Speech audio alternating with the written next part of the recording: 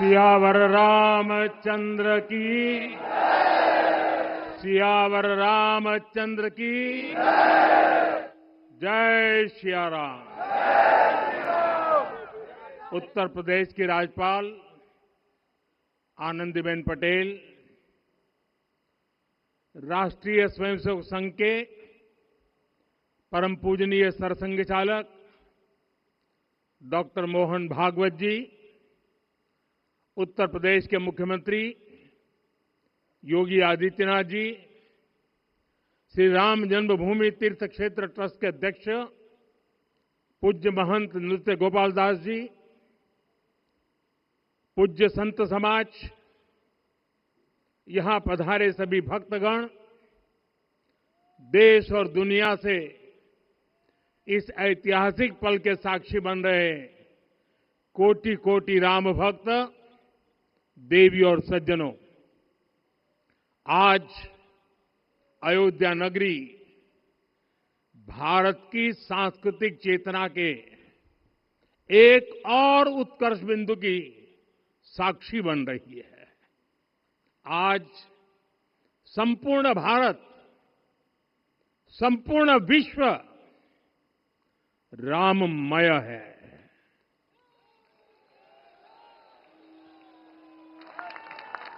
हर राम भक्त के हृदय में अद्वितीय संतोष है, असीम कृतज्ञता है, अपार अलौकिक आनंद है। सदियों के घाव भर रहे हैं, सदियों की वेदना आज विराम पा रही है। सदियों का संकल्प आज सिद्धि को प्राप्त हो रहा है। आज उस यज्ञ की पूर्णाहुति है जिसकी अग्नि 500 वर्ष तक प्रज्वलित रही। जो यज्ञ एक पल भी आस्था से डिगा नहीं, एक पल भी विश्वास से टूटा नहीं।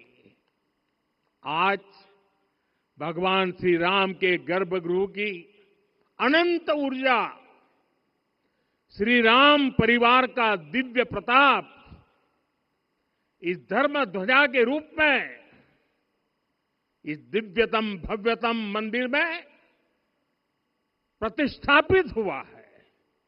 और साथियों, ये धर्म ध्वजा केवल एक ध्वजा नहीं, ये भारतीय सभ्यता के पुनर्जागरण का ध्वज है। इसका भगवा रंग, इस पर रचित सूर्य वंश की ख्याति, वर्णित ओम शब्द और अंकित कोविदार वृक्ष राम राज्य की कीर्ति को प्रतिरूपित करता है। ये ध्वज संकल्प है, ये ध्वज सफलता है, ये ध्वज संघर्ष से सृजन की गाथा है, ये ध्वज सदियों से चले आ रहे स्वप्नों का साकार स्वरूप है। ये ध्वज संतों की साधना और समाज की सहभागिता की सार्थक परिणति है। साथियों, आने वाली सदियों और सहस्त्र शताब्दियों तक ये धर्म ध्वज प्रभु राम के आदर्शों और सिद्धांतों का उद्घोष करेगा। ये धर्म ध्वज आह्वान करेगा, सत्यमेव जयते नानृतम, यानी जीत सत्य की ही होती है, असत्य की नहीं। ये धर्म ध्वज उद्घोष करेगा, सत्यम एक पदम ब्रह्म सत्य धर्म प्रतिष्ठित, अर्थात सत्य ही ब्रह्म का स्वरूप है, सत्य में ही धर्म स्थापित है। ये धर्म ध्वज प्रेरणा बनेगा, प्राण जाए पर वचन न जाहि, अर्थात जो कहा जाए वही किया जाए। ये धर्म ध्वज संदेश देगा, कर्म प्रधान विश्व रची राखा, अर्थात विश्व में कर्म और कर्तव्य की प्रधानता हो। ये धर्म ध्वज कामना करेगा, बैर न विग्रह आस न त्रासा, सुखमय ताही सदा सब आशा, यानी भेदभाव पीड़ा परेशानी से मुक्ति, समाज में शांति और सुख हो। ये धर्म ध्वज हमें संकल्पित करेगा, नहीं दरिद्र को दुखी न दीना, यानी हम ऐसा समाज बनाएं जहां गरीबी न हो, कोई दुखी या लाचार न हो। साथियों, हमारे ग्रंथों में कहा गया है, आरोपितम ध्वजम दृष्ट्वा ये अभिनंदनित धार्मिका ते अपि सर्वे प्रमुच्यते महापातक कोटि भी, यानी जो लोग किसी कारण मंदिर नहीं आ पाते और दूर से मंदिर के ध्वज को प्रणाम कर लेते हैं, उन्हें भी उतना ही पुण्य मिल जाता है। साथियों, ये धर्म ध्वज भी इस मंदिर के ध्येय का प्रतीक है। ये ध्वज दूर से ही रामलला की जन्मभूमि के दर्शन कराएगा और युगों युगों तक प्रभु श्री राम के आदेशों और प्रेरणाओं को मानव मात्र तक पहुंचाएगा। साथियों, मैं संपूर्ण विश्व के करोड़ों राम भक्तों को इस अविस्मरणीय क्षण की, इस अद्वितीय अवसर की हार्दिक शुभकामनाएं देता हूं। मैं आज उन सभी भक्तों को भी प्रणाम करता हूं, हर उस दानवीर का भी आभार व्यक्त करता हूं जिसने राम मंदिर निर्माण के लिए अपना सहयोग दिया। मैं राम मंदिर के निर्माण से जुड़े हर श्रमवीर, हर कारीगर, हर योजनाकार, हर वास्तुकार, सभी का अभिनंदन करता हूं। साथियों, अयोध्या वह भूमि है जहां आदर्श आचरण में बदलते हैं। यही वह नगरी है जहां श्री श्री राम ने अपना जीवन पथ शुरू किया था। इसी अयोध्या ने संसार को बताया कि एक व्यक्ति कैसे समाज की शक्ति से, उसके संस्कारों से पुरुषोत्तम बनता है। जब श्री राम अयोध्या से वनवास को गए तो वे युवराज राम थे, लेकिन जब लौटे तो मर्यादा पुरुषोत्तम बनकर के आए और उनके मर्यादा पुरुषोत्तम बनने में महर्षि वशिष्ठ का ज्ञान, महर्षि विश्वामित्र की दीक्षा, महर्षि अगस्त्य का मार्गदर्शन, निषाद राज की मित्रता, मां शबरी की ममता, भक्त हनुमान का समर्पण, इन सब की अनगिनत ऐसे लोगों की महत्वपूर्ण भूमिका रही है। साथियों, विकसित भारत बनाने के लिए भी समाज की इसी सामूहिक शक्ति की आवश्यकता है। मुझे बहुत खुशी है कि राम मंदिर का दिव्य प्रांगण भारत के सामूहिक सामर्थ्य की भी चेतना स्थली बन रहा है। यहां सप्त मंदिर बने हैं। यहां माता शबरी का मंदिर बना है, जो जनजातीय समाज के प्रेम भाव और आतिथ्य परंपरा की प्रतिमूर्ति है। यहां निषादराज का मंदिर बना है। ये उस मित्रता का साक्षी है जो साधन नहीं, साध्य को, उसकी भावना को पूजती है। यहां एक ही स्थान पर माता अहिल्या है, महर्षि वाल्मीकि है, महर्षि वशिष्ठ है, महर्षि विश्वामित्र है, महर्षि अगस्त्य है और संत तुलसीदास है। रामलला के साथ साथ इन सभी ऋषियों के दर्शन भी यहीं पर होते हैं। यहां जटायु जी और गिलहरी की मूर्तियां भी हैं, जो बड़े संकल्पों की सिद्धि के लिए हर छोटे से छोटे प्रयास के महत्व को दिखाती है।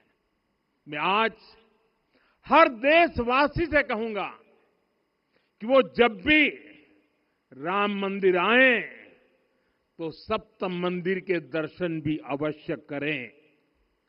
ये मंदिर हमारी आस्था के साथ साथ मित्रता, कर्तव्य और सामाजिक सद्भाव के मूल्यों को भी शक्ति देते हैं।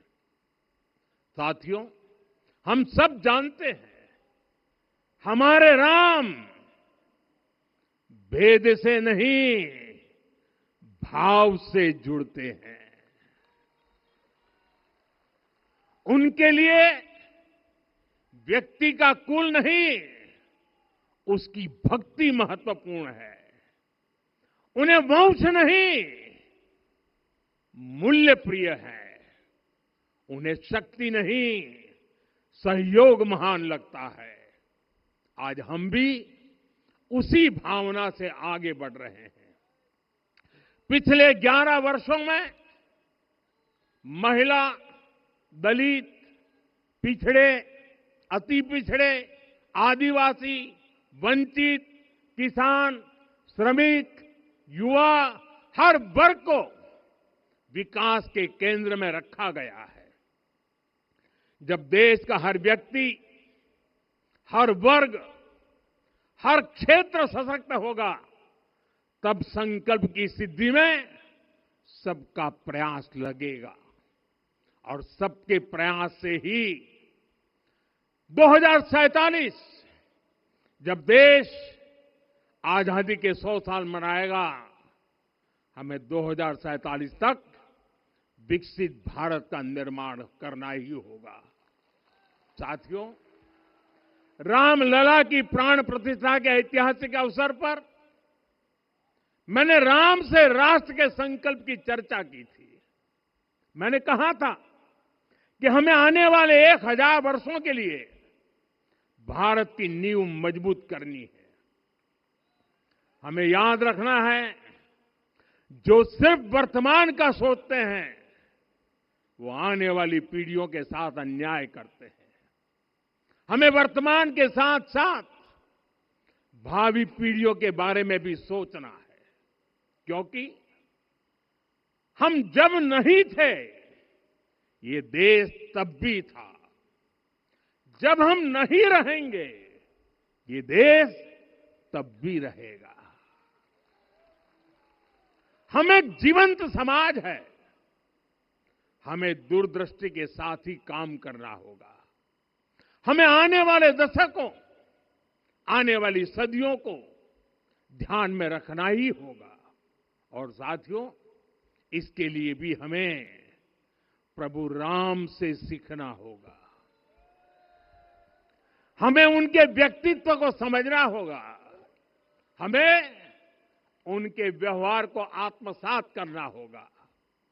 हमें याद रखना होगा, राम यानी आदर्श, राम यानी मर्यादा, राम यानी जीवन का सर्वोच्च चरित्र, राम यानी सत्य और पराक्रम का संगम। दिव्य गुणे शक्र समो रामः सत्य पराक्रमः। राम यानी धर्म पथ पर चलने वाला व्यक्तित्व। रामः सत्पुरुषो लोके सत्यः सत्यपरायणः। राम यानी जनता के सुख को सर्वोपरि रखना, प्रजा सुखत्वे चंद्रस्य। राम यानी धर्म और क्षमा का दरिया। वसुधाया क्षमा गुणे है। राम यानी ज्ञान और विवेक की पराकाष्ठा। बुद्ध या बृहस्पति तुल्य। राम यानी कोमलता में दृढ़ता। मृदु पूर्वज भाषते। राम यानी कृतज्ञता का सर्वोच्च उदाहरण। कदाचन नोपकारेण कृति नैकेन तुष्यति। राम यानी श्रेष्ठ संगति का चयन। शीला वृद्धे ज्ञान वृद्धे वयोवृद्धे च सज्जनै। राम यानी विनम्रता में महाबल। वीर्यवान च वीर्येण महता स्वेन विस्मितः। राम यानी सत्य का अडिग संकल्प। न च अनुत्र कथो विद्वान। राम यानी जागरूक, अनुशासित और निष्कपट मन। निस्तिंद्र अपम्रत च स्वदोष परदोषवित। साथियों, राम सिर्फ एक व्यक्ति नहीं, राम एक मूल्य है, एक मर्यादा है, एक दिशा है। अगर भारत को साल 2047 तक विकसित बनाना है, अगर समाज को सामर्थ्यवान बनाना है, तो हमें अपने भीतर राम को जगाना होगा। हमें अपने भीतर के राम की प्राण प्रतिष्ठा करनी होगी। और इस संकल्प के लिए आज से बेहतर दिन और क्या हो सकता है। साथियों, 25 नवंबर का यह ऐतिहासिक दिन अपनी विरासत पर गर्व का एक और अद्भुत क्षण लेकर आया है। इसकी वजह है धर्म ध्वजा पर अंकित कोविदार वृक्ष। ये कोविदार वृक्ष इस बात का उदाहरण है कि जब हम अपनी जड़ों से कट जाते हैं तो हमारा वैभव इतिहास के पन्नों में दब जाता है। साथियों, जब भरत अपनी सेना के साथ चित्रकूट पहुंचे तो लक्ष्मण ने दूर से ही अयोध्या की सेना को पहचान लिया। ये कैसे हुआ, इसका वर्णन वाल्मीकि जी ने किया है। और वाल्मीकि जी ने क्या वर्णन किया है? उन्होंने कहा है, विराजित उद्गत स्कंधम कोविदार ध्वजः रथे। लक्ष्मण कहते हैं, राम, सामने जो तेजस्वी प्रकाश में विशाल वृक्ष जैसा ध्वज दिखाई दे रहा है, वही अयोध्या की सेना का ध्वज है। उस पर कोविदार का शुभ चिन्ह अंकित है। साथियों, आज जब राम मंदिर के प्रांगण में कोविदार फिर से प्रतिष्ठित हो रहा है, यह केवल एक वृक्ष की वापसी नहीं है, यह हमारी स्मृति की वापसी है, हमारी अस्मिता का पुनर्जागरण है, हमारी स्वाभिमानी सभ्यता का पुनः उद्घोष है। कोविदार वृक्ष हमें याद दिलाता है कि जब हम अपनी पहचान भूलते हैं तो हम स्वयं को खो देते हैं, और जब पहचान लौटती है तो राष्ट्र का आत्मविश्वास भी लौट आता है। और इसलिए मैं कहता हूं, देश को आगे बढ़ना है तो अपनी विरासत पर गर्व करना होगा। साथियों, अपनी विरासत पर गर्व के साथ साथ एक और बात भी महत्वपूर्ण है, और वो है गुलामी की मानसिकता से पूरी तरह मुक्ति। आज से 190 साल पहले 190 साल पहले साल 1835 में 1835 में मैकाले नाम के एक अंग्रेज ने भारत को अपनी जड़ों से उखाड़ने के बीज बोए थे। मैकाले ने भारत में मानसिक गुलामी की नींव रखी थी। 10 साल बाद यानी 2035 में उस अपवित्र घटना को 200 वर्ष पूरे हो रहे हैं। कुछ दिन पहले ही मैंने एक कार्यक्रम में आग्रह किया था कि हमें आने वाले 10 वर्षों तक उस 10 वर्षों का लक्ष्य लेकर चलना है कि भारत को गुलामी की मानसिकता से मुक्त करके रहेंगे। साथियों, सबसे बड़ा दुर्भाग्य यह है कि मैकाले ने जो कुछ सोचा था उसका प्रभाव कहीं व्यापक हुआ। हमें आजादी मिली, लेकिन हीन भावना से मुक्ति नहीं मिली।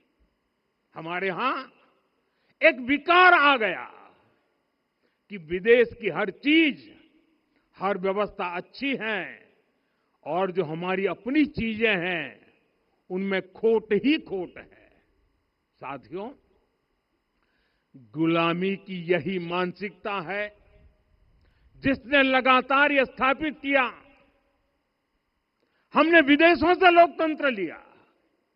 कहा गया कि हमारा संविधान भी विदेश से प्रेरित है, जबकि सच ये है कि भारत लोकतंत्र की जननी है, मदर ऑफ डेमोक्रेसी है। लोकतंत्र हमारे डीएनए में है। साथियों, अगर आप तमिलनाडु जाएंगे तो तमिलनाडु के उत्तरी हिस्से में उत्तीरमेरूर गांव है। वहां हजारों वर्ष पहले का एक शिलालेख है। उसमें बताया गया है कि उस कालखंड में भी कैसे लोकतांत्रिक तरीके से शासन व्यवस्था चलती थी, लोग कैसे सरकार चुनते थे। लेकिन हमारे यहां तो मैग्ना कार्टा की प्रशंसा का ही चलन रहा।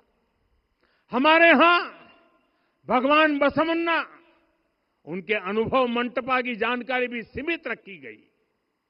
अनुभव मंटपा यानी जहां सामाजिक, धार्मिक और आर्थिक विषयों पर सार्वजनिक बहस होती थी, जहां सामूहिक सहमति से निर्णय लिए जाते थे। लेकिन गुलामी की मानसिकता के कारण इस भारत की कितनी ही पीढ़ियों को इस जानकारी से भी वंचित रखा गया। साथियों, हमारी व्यवस्था के हर कोने में गुलामी की इस मानसिकता ने डेरा डाला हुआ था। अब याद करिए, भारतीय नौसेना का ध्वज सदियों तक उस ध्वज पर ऐसे प्रतीक बने रहे जिनका हमारी सभ्यता, हमारी शक्ति, हमारी विरासत से कोई संबंध नहीं था। अब हमने नौसेना के ध्वज से गुलामी के हर प्रतीक को हटाया है। हमने छत्रपति शिवाजी महाराज की विरासत को स्थापित किया है। और ये सिर्फ एक डिजाइन में बदलाव नहीं हुआ, ये मानसिकता बदलने का क्षण था। ये वो घोषणा थी कि भारत अब अपनी शक्ति अपने प्रतीकों से परिभाषित करेगा, न कि किसी और की विरासत से। और साथियों, यही परिवर्तन आज अयोध्या में भी दिख रहा है। साथियों, ये गुलामी की मानसिकता ही है जिसने इतने वर्षों तक रामत्व को नकारा है। भगवान राम अपने आप में एक वैल्यू सिस्टम है। ओरछा के राजा राम से लेकर रामेश्वरम के भक्त राम तक और शबरी के प्रभु राम से लेकर मिथिला के पाहुन राम जी तक भारत के हर घर में, हर भारतीय के मन में और भारतवर्ष के हर कण कण में राम है। लेकिन गुलामी की मानसिकता इतनी हावी हो गई कि प्रभु राम को भी काल्पनिक घोषित किया जाने लगा। साथियों, अगर हम ठान ले अगले 10 साल में मानसिक गुलामी से पूरी तरह मुक्ति पा लेंगे और तब जाकर के ऐसी ज्वाला प्रज्वलित होगी, ऐसा आत्मविश्वास बढ़ेगा कि 2047 तक विकसित भारत का सपना पूरा होने से भारत को कोई रोक नहीं पाएगा। आने वाले 1000 वर्ष के लिए भारत की नींव तभी सशक्त होगी जब मैकाले की गुलामी के प्रोजेक्ट को हम अगले 10 साल में पूरी तरह ध्वस्त करके दिखा देंगे। साथियों, अयोध्या धाम में रामलला का मंदिर परिसर भव्य से भव्यतम हो रहा है और साथ ही अयोध्या को संवारने का काम लगातार जारी है। आज अयोध्या फिर से वह नगरी बन रही है जो दुनिया के लिए उदाहरण बनेगी। त्रेता युग की अयोध्या ने मानवता को नीति दी। 21वीं सदी की अयोध्या मानवता को विकास का नया मॉडल दे रही है। तब अयोध्या मर्यादा का केंद्र थी, अब अयोध्या विकसित भारत का मेरुदंड बनकर उभर रही है। साथियों, भविष्य की अयोध्या में पौराणिकता और नूतनता का संगम होगा। सरयू जी की अमृत धारा और विकास की धारा एक साथ बहेगी। यहां आध्यात्म और आर्टिफिशियल इंटेलिजेंस दोनों का तालमेल दिखेगा। राम पथ, भक्ति पथ और जन्मभूमि पथ से नई अयोध्या के दर्शन होते हैं। अयोध्या में भव्य एयरपोर्ट है। अयोध्या में आज शानदार रेलवे स्टेशन है। वंदे भारत और अमृत भारत एक्सप्रेस जैसी ट्रेनें अयोध्या को बाकी देश से जोड़ रही हैं। अयोध्या वासियों को सुविधाएं मिले, उनके जीवन में समृद्धि आए, इसके लिए निरंतर काम चल रहा है। साथियों, जब से प्राण प्रतिष्ठा हुई है तब से लेकर आज तक करीब करीब 45 करोड़ श्रद्धालु यहां दर्शन के लिए आ चुके हैं। ये वो पवित्र भूमि है जहां 45 करोड़ लोगों के चरण रज पड़े हैं और इससे अयोध्या और आसपास के लोगों की आय में आर्थिक परिवर्तन आया है, वृद्धि हुई है। कभी अयोध्या विकास के पैमानों में बहुत पीछे थी, आज अयोध्या नगरी यूपी के अग्रणी शहरों में से एक बन रही है। साथियों, 21वीं सदी का आने वाला समय बहुत महत्वपूर्ण है। आजादी के बाद के 70 साल में भारत विश्व की 11वीं सबसे बड़ी अर्थव्यवस्था बना। 70 साल में 11वीं। लेकिन पिछले 11 साल में ही भारत विश्व की 5वीं सबसे बड़ी अर्थव्यवस्था बन चुका है। और वो दिन दूर नहीं जब भारत विश्व की 3री सबसे बड़ी अर्थव्यवस्था भी बन जाएगा। आने वाला समय नए अवसरों का है, नई संभावनाओं का है और इस अहम कालखंड में भी भगवान राम के विचार ही हमारी प्रेरणा बनेंगे। जब श्री राम के सामने रावण विजय जैसा विशाल लक्ष्य था, तब उन्होंने कहा था, सौरज धीरज ते ही रथ चाका, सत्यशील दृढ़ ध्वज पताका। बल विवेक दम परहित गोरे, क्षमा कृपा समता रजु जोरे। यानी रावण पर विजय पाने के लिए जो रथ चाहिए, शौर्य और धैर्य उसके पहिए हैं, उसकी ध्वजा सत्य और अच्छे आचरण की है, बल विवेक संयम और परोपकार इस रथ के घोड़े हैं, लगाम के रूप में क्षमा दया और समता है जो रथ को सही दिशा में रखते हैं। साथियों, विकसित भारत की यात्रा को गति देने के लिए ऐसा ही रथ चाहिए, ऐसा रथ जिसके पहिए शौर्य और धैर्य हो, यानी चुनौतियों से टकराने का साहस भी हो और परिणाम आने तक दृढ़ता से डटे रहने का धैर्य भी हो। ऐसा रथ जिसकी ध्वजा सत्य और सर्वोच्च आचरण हो, यानी नीति नियत और नैतिकता से समझौता कभी न हो। ऐसा रथ जिसके घोड़े बल विवेक संयम और परोपकार हो, यानी शक्ति भी हो बुद्धि भी हो अनुशासन भी हो और दूसरों के हित का भाव भी हो।